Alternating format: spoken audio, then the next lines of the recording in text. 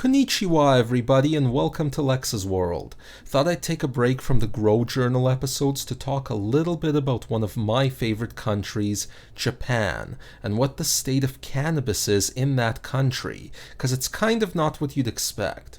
I like a lot of things that are Japanese. The anime, favorite one by the way, the manga, the music, but unfortunately Japan doesn't like me, or my channel at least. Less than 0.1% of my viewers are Japanese, a low number from a country with plenty of English speakers. I have way more viewers from places like Serbia, for example, but there's reasons for that.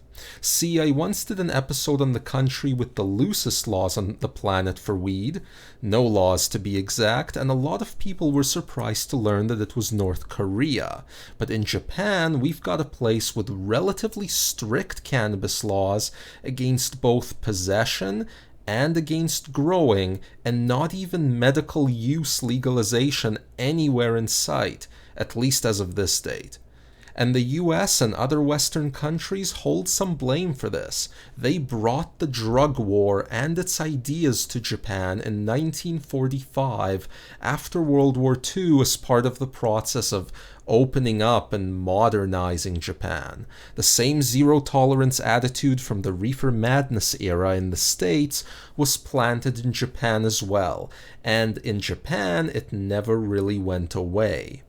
Very few Japanese people use cannabis. Recent surveys have pegged the numbers of users over age 15 at anywhere from 1% of the population to a high of 3%, with the most recent survey by the National Center of Neurology and Psychiatry in Tokyo landing at 1.4%, up from exactly 1% the last time they ran it.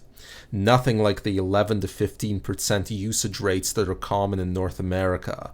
And drug use in Japan is highly taboo in general, with weed being no exception to that taboo, so people don't talk about it when they're out and about.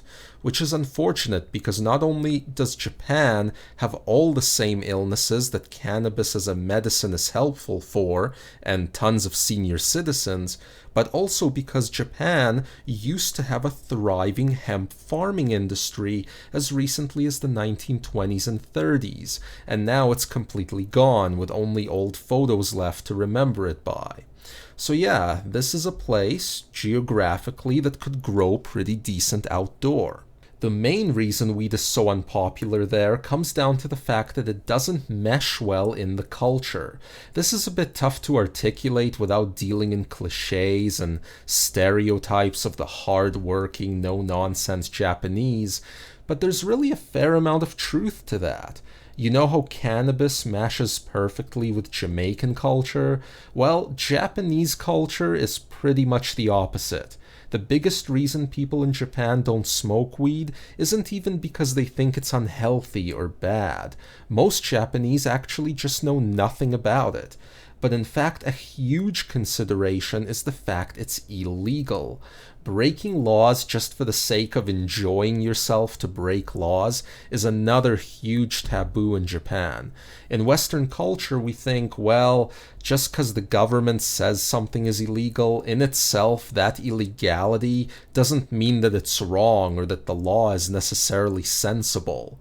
This would be an abnormal thought that people rarely have in Japan.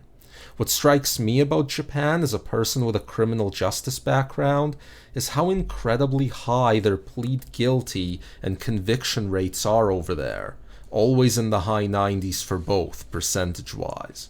Nevertheless, there is some work happening, and there are a few organizations that push to change attitudes. A hemp association, a medical marijuana association, and so forth. I'll link to them in the video description. Hopefully you check them out as they are very small but highly dedicated groups. And I hope that you otherwise share this with a Japanese person.